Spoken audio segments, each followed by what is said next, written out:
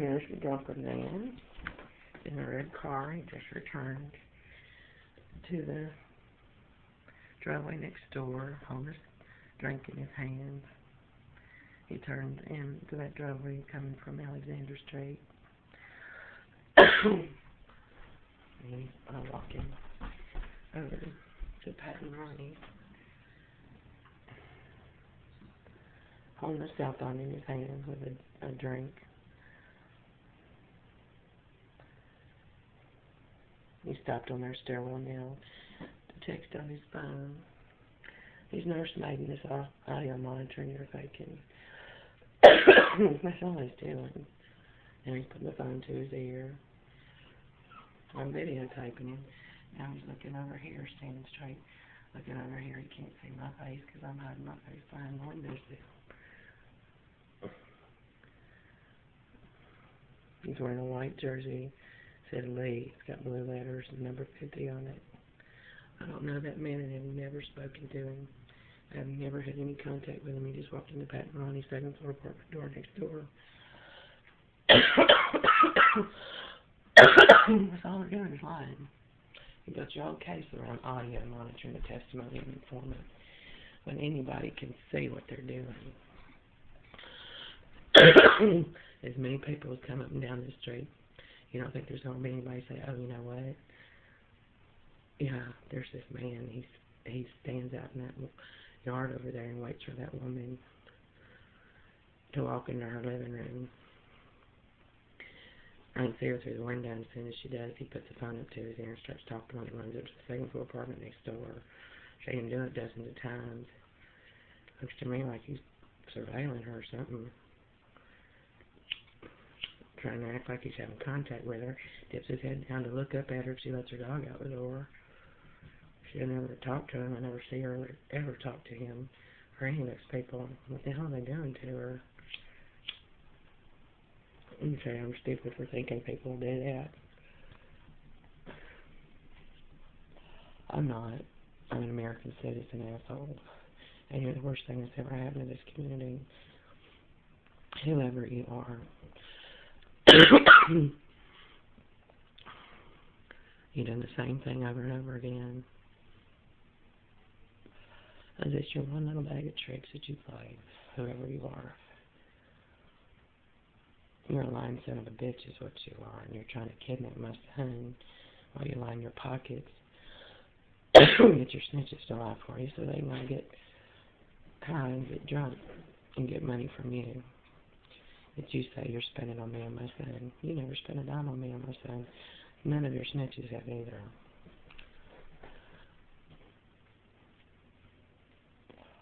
Are you stupid enough to have him stand outside and do that in the yard? Or everybody can see it. There's some Mexicans that live on that side, and there's Mexicans that live over here.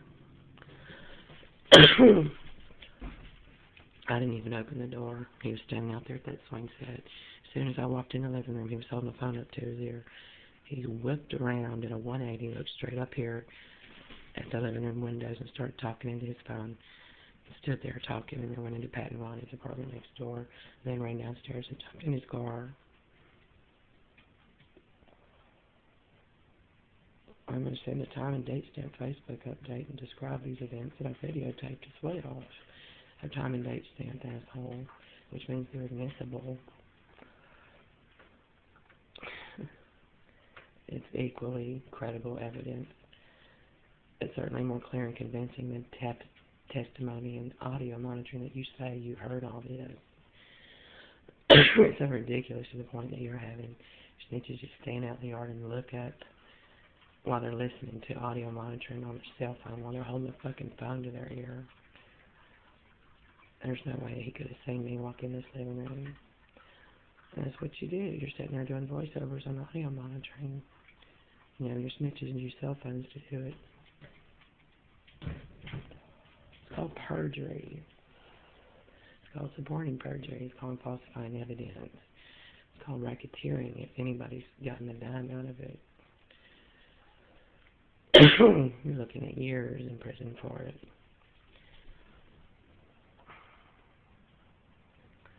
You go ahead and beat your chest and tell me that you're teaching me and my son a lesson. You're going to be buying my son a Lamborghini when he's 16 years old. For what you're doing, asshole.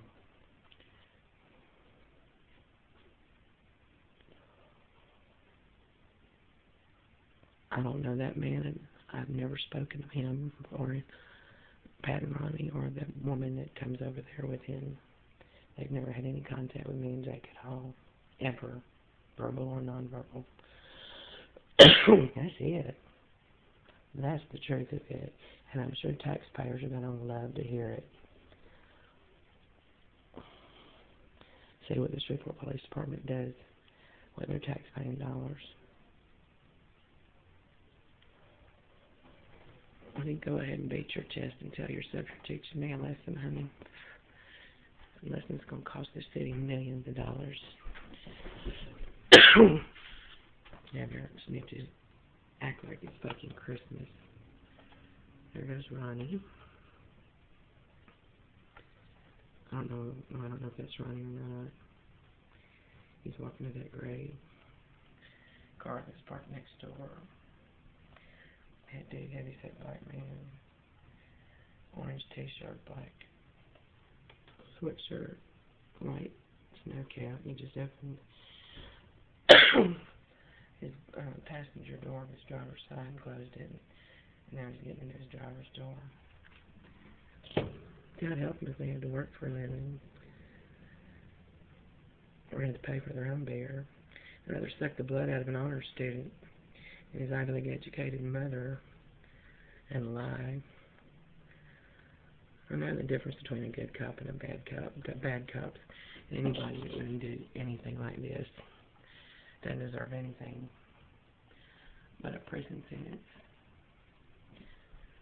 And now that guy's leaving in that big old, looks like a Lincoln. He's pulling out of the driveway next door. I don't know him either. I've never met him. I'll talk to him. Thanks for the evidence, though, because I got it all on video, asshole.